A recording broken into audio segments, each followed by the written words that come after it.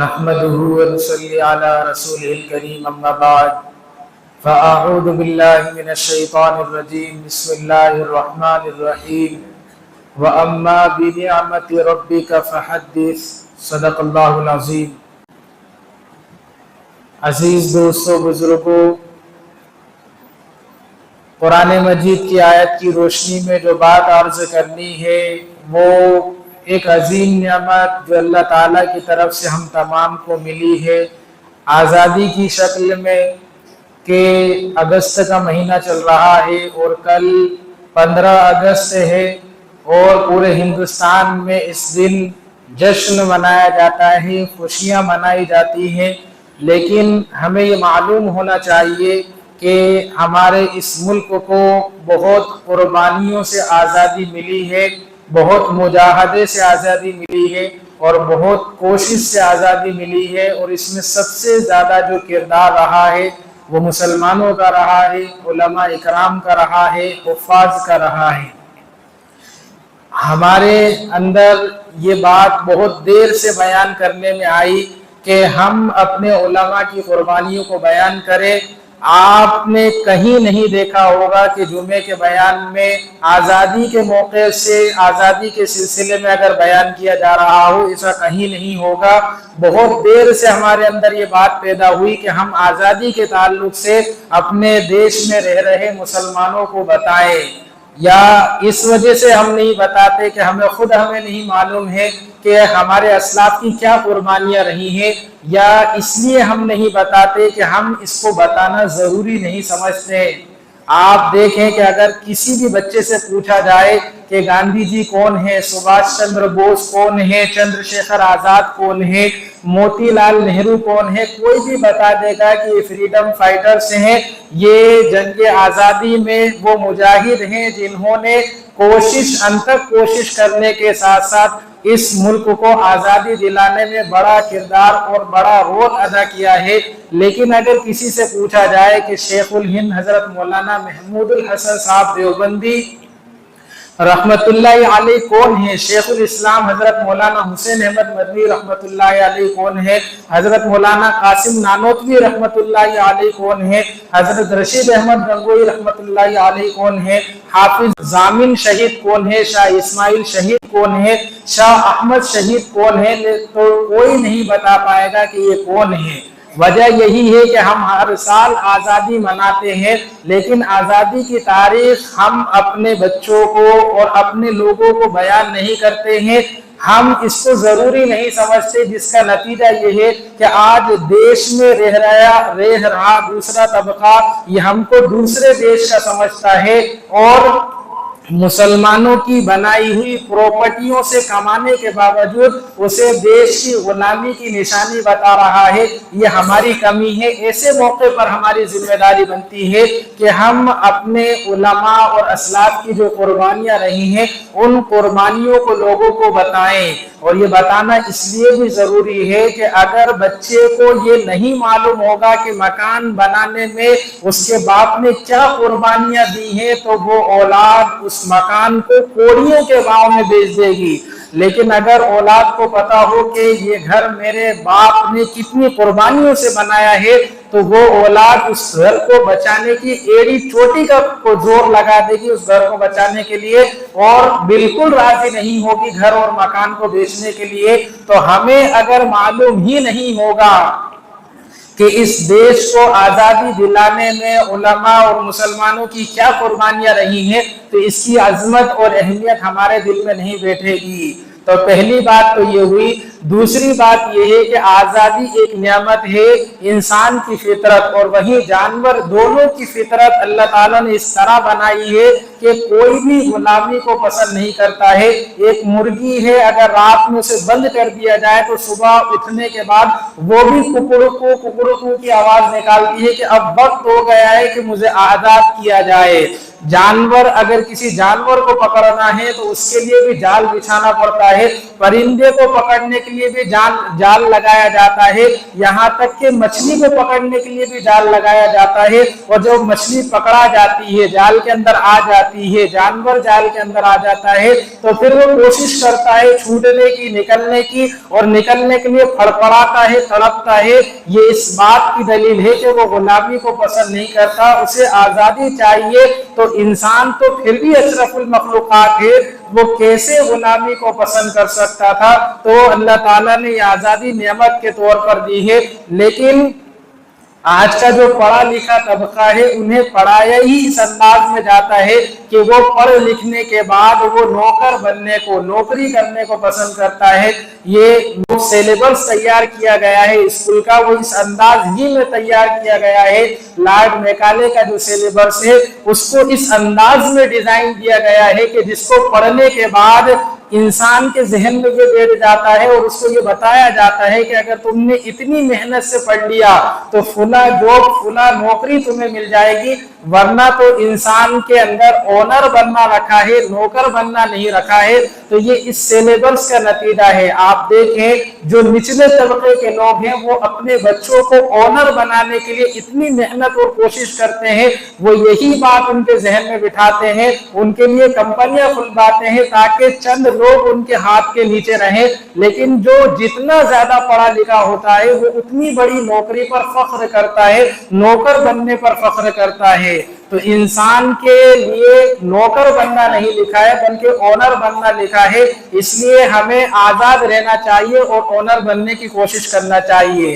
तीसरी चीज ये है कि ये जो आजादी हमें मिली है ये कोई 2 दिन में नहीं मिली, 2 महीने में नहीं मिली है, इसके पीछे मुसलसल 200 साल की मेहनत और कोशिश का नतीजा है। ये आजादी का मसला कोई ऐसा मसला नहीं था कि 2 लोग लड़ रहे हैं प्रॉपर्टी को लेकर और 2 मुजाहिद, आजादी के जो मुजाहिद है वो आए, गांधी जी आए और सुभाष चंद्र बोस आए और उन्होंने सुलह करा दी, आजादी मिल गई। ये ऐसा मसला नहीं है। ये ऐसा मसला भी नहीं है कि चंद लोग कश्ती में बैठकर जा रहे हैं, बैठे हैं, और जब वजन ज्यादा होने लगा, अंदेशा है कि अगर वजन कम नहीं किया गया तो कश्ती डूब जाएगी, तो 2 लोगों ने कुर्बानी दे दी और कश्ती के तमाम लोग बच गए। ये ऐसा मसला नहीं है, इसके पीछे मुसलसल 200 साल की मेहनत और कोशिश का नतीजा है। चौथी बात यह है कि अगर उलमा और हुफ़ाज़ और मुसलमान नहीं होते तो इस देश में रहने वालों को ये समझ में ही नहीं आता कि हम गुलाम हैं, हमें आज़ाद रहने, आज़ादी की हमें कोशिश करना है। आज़ादी का जज्बा, आज़ादी की रूह ये मुसलमानों ने फूकी है इस देश के अंदर, क्योंकि अंग्रेजों ने जो हुकूमत छीनी थी वो मुसलमानों से छीनी थी। जब अंग्रेज हिंदुस्तान में आया तो दिल्ली के अंदर बहादुर शाह जफर की हुकूमत थी, इसी तरह बंगाल के अंदर नवाब सिराजुद्दौला की हुकूमत थी, अवध के अंदर नवाब शुजाउद्दौला की हुकूमत थी, और मैसूर मौजूदा कर्नाटक यहाँ पर शहीद टीपू सुल्तान रहमतुल्लाह अलैह की हुकूमत थी। तो ये हुकूमतें सारी अंग्रेज ने मुसलमानों से छीनी थी, इसलिए मुसलमानों को ज्यादा एहसास था इस बात का कि हमें आजादी चाहिए और हमें इनके मातहत नहीं रहना है। जैसा कि आज बीजेपी है और कांग्रेस है कि बीजेपी ने कांग्रेस से हुकूमत छीनी है तो कांग्रेस हर तरह की कोशिश कर रही है सत्ता वापस हासिल करने की, और हम हैं कि हम पहले बीजेपी के अंडर थे, कांग्रेस के अंडर में थे, फिर बीजेपी में आ गए, तो अब हमें कोई फर्क नहीं पड़ता कांग्रेस जीते या बीजेपी जीते, हम पहले उनके मातहत थे, अब इनके मातहत है। तो यही हाल उस वक्त मुसलमानों के अलावा जो दूसरे लोग थे उनके जहनों का था कि वो पहले भी किसी न किसी के मातहत थे और अंग्रेजों के आने के बाद अंग्रेजों के मातहत हो गए, तो उनके जिस्म पर, उनके जहनों में ये बात नहीं आई थी। ये बात मुसलमान ही उनके जहनों में बिठाने वाले थे और मुसलमानों ही की कोशिश का नतीजा था। इस देश को आजादी दिलाने में मुसलमान, सबसे ज्यादा कुर्बानियां मुसलमानों की है,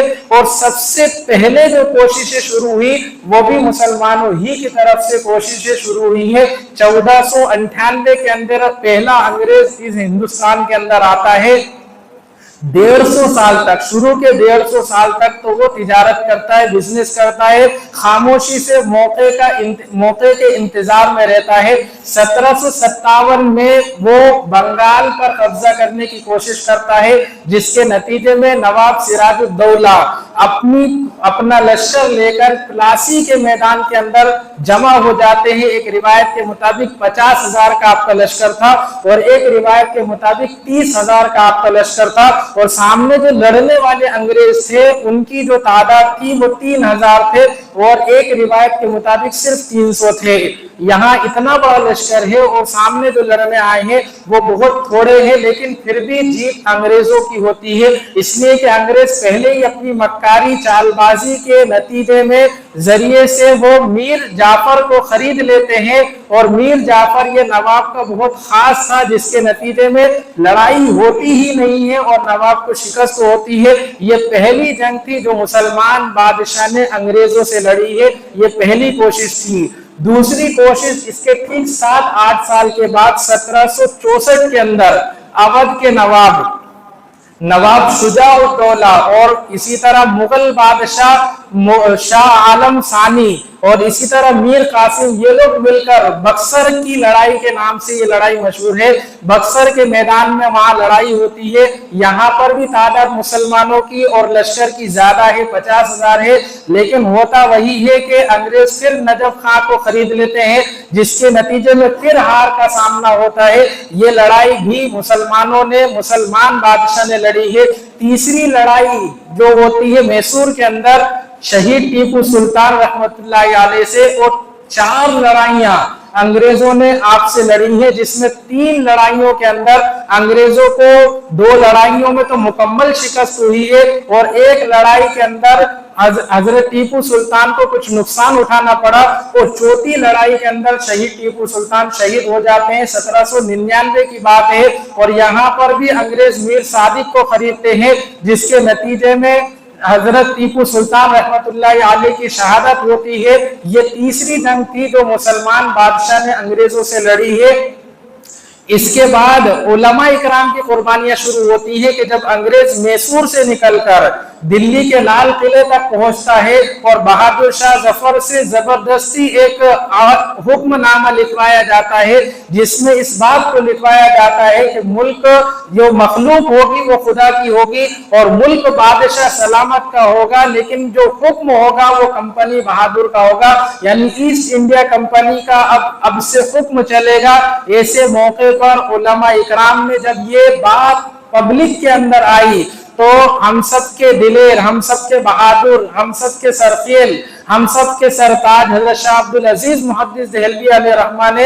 ऐसे मौके पर खड़े होकर अंग्रेजों के खिलाफ हिंदुस्तान के दारुल हर्ब होने का फतवा दिया। अंग्रेजों के खिलाफ बात करना उस वक्त कोई आसान बात नहीं थी। अंग्रेज फुल पावर में आ चुका था और उनके जासूसी का निजाम इतना मजबूत था कि अगर 4 दीवारी के अंदर भी अंग्रेजों के खिलाफ कोई बात कही जाती तो वो बातें भी अंग्रेजों तक पहुंच जाया करती थी और बातें करने वालों को उठाकर जेल में डाल दिया जाता था और तरह तरह की काले पानी की सख्त सजाओं का, अज़ियतों का उनको सामना करना पड़ता था। लेकिन ऐसे मौके पर शाह अब्दुल अजीज मुहद्दिस देहलवी अलैहि रहमा ने अंग्रेजों की आंखों में आंखें डालकर हिंदुस्तान के दारुल हर्ब होने का फतवा दिया और इस फतवे का नतीजा ये कोई आम फतवा नहीं था। इस फतवे ही का असर था कि बुखारी पढ़ाने वाला शेखुल हदीस की बुखारी छोड़कर मैदान जंग में आ गया। लोगों की इस्लाह करने वाले खानकाई लोग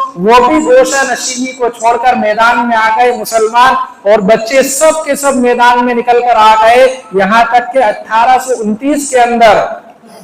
एक लश्कर मुसलमानों ने, एक पूरी टीम मुसलमानों ने तैयार कर ली जो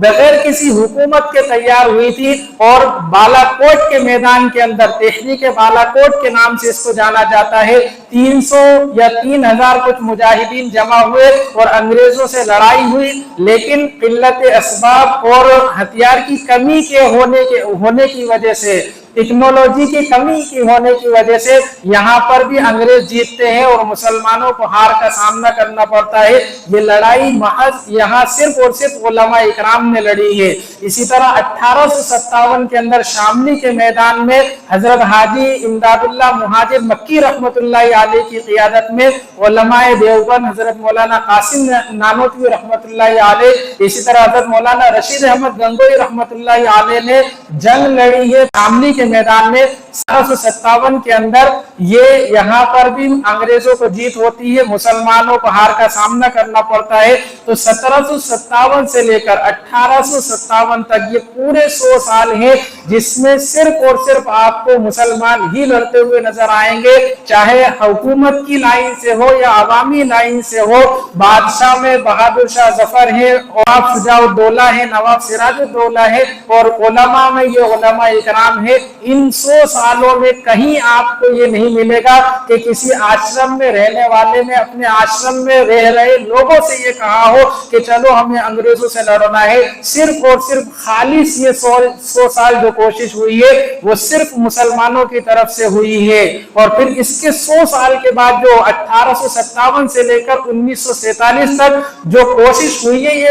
ये मुश्तरका हुई है और इसमें भी पेश आगे आगे मुसलमान रहे हैं, चाहे वो तहरीक रेशमी रुमाल हो, डांडी मार्च हो, तर्के मुवालात हो, अंग्रेजों के साथ कोई मामला ना करना हो और जुलियाना वाला बाग का वाकया हो। यहाँ हर जगह मुसलमान आपको नजर आएंगे, कहीं पर भी ये नहीं होगा कि सिर्फ गैर कोशिश कर रहे हैं और मुसलमान नजर नहीं आ रहा है, ऐसा नहीं होगा। हर जगह मुसलमान पेश रहे हैं, गांधी जी के साथ भी रहे हैं और वैसे भी मुसलमानों ने कोशिश करी है। यहाँ तक के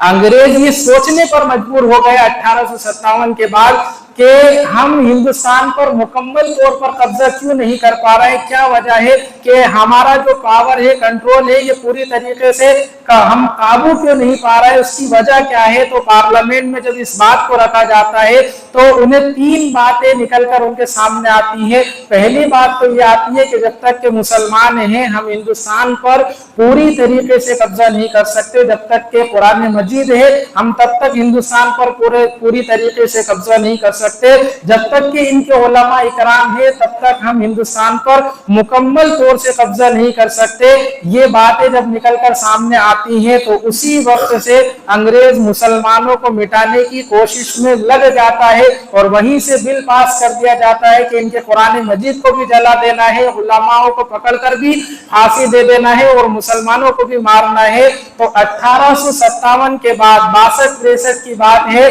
कि मुसलमानों को 2 लाख मुसलमानों को अंग्रेजों ने पकड़कर शहीद किया है, फांसी दी है, जिसमें 51,000 सिर्फ और सिर्फ उलमा इकराम थे। अंग्रेज जानता नहीं था कि उलमा होते कैसे हैं, उन्हें सिर्फ इतना मालूम था कि उलमा दाढ़ी कुर्ते में होते हैं, तो जो भी दाढ़ी कुर्ते में मिलता उसे वो आलिम समझकर फांसी के तख्ते पर लटका दिया करते थे। एक दिन में 80 उलमा इकराम को फांसी दी जाती और अलग अलग अंदाजों में उनको खत्म किया जाता, मारा जाता। किसी को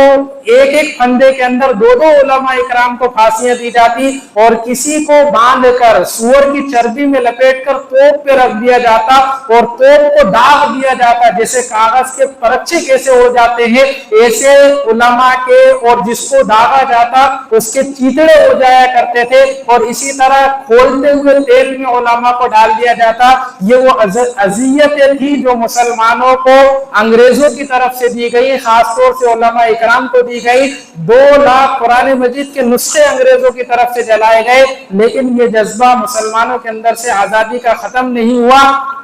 यहाँ तक कि इस देश को आजादी मिली, लेकिन अफसोस की बात है कि इतनी कुर्बानियां देने के बावजूद हमारा जो कुर्बानियां थी उलमा की और जो मुसलमानों की थी उसे इस तरह साफ कर दिया गया कि आज आप देखें सिलेबस के अंदर या कहीं पर भी हमारे जो मुसलमान उलमा इकराम है और जो मुसलमान बादशाह है उनका जिक्र कहीं देखने को नहीं मिलेगा। मुसलमानों ने ये कुर्बानियां इसलिए नहीं दी थी कि کہ मुसलमानों पर इस देश के अंदर जुल्म हो और जो कमी में है, जो किल्लत में जो लोग हैं उन पर जुल्म हो, मुसलमानों के स्टेच्यू बनाए जाए और मुसलमानों को दूसरे देश का कहा जाए। मुसलमानों ने इसलिए कुर्बानियां नहीं दी थी, कुर्बानियां आजादी से पहले भी दी है और आजादी के बाद भी मुसलमानों ने दी है। यहाँ तक कि जब हिंदुस्तान आजाद हो गया और पाकिस्तान और इंडिया की जब लड़ाई चल रही थी, उस मौके पर जब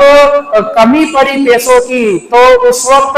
जो यहाँ के प्राइम मिनिस्टर थे उन्होंने चंदे की अपील करी लोगों से जब अपील करी तो हैदराबाद के जो नवाब थे मीर उस्मान, उन्होंने उनको बुलाया, लाल बहादुर शास्त्री को बुलाया। आज भी ये रिकॉर्ड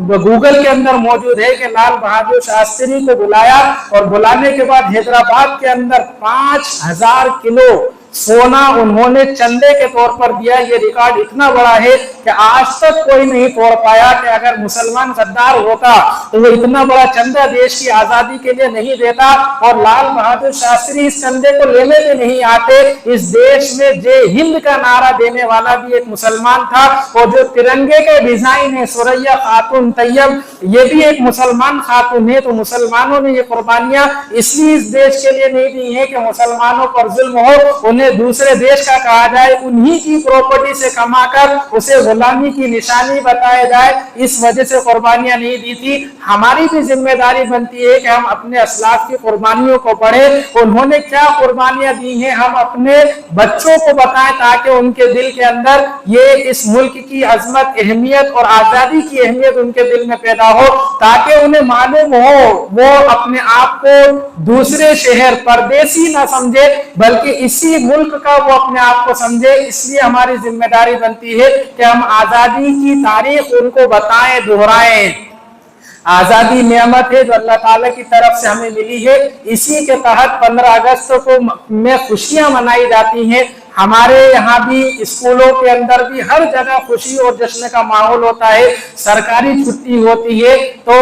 रतलाम शहर के अंदर भी अंजुमन इस्लाहुल मुस्लिमीन की जानिब से कल रैली रखी गई है 11 बजे, जिसमें आप सभी से शिरकत की दरखास्त है। आप सबकी जिम्मेदारी है कि उस रैली को कामयाब बनाने के लिए 11 बजे हर एक अपने काम से फारिग होकर गाड़ियों के साथ वहां पहुंचे, अंजुमन मस्जिद के पास पहुंचे। वहां से रैली का आगाज होगा और फिर वहां से जहां भी जाना होगा वो तरतीब आपके सामने आएगी। दूसरी चीज ये है कि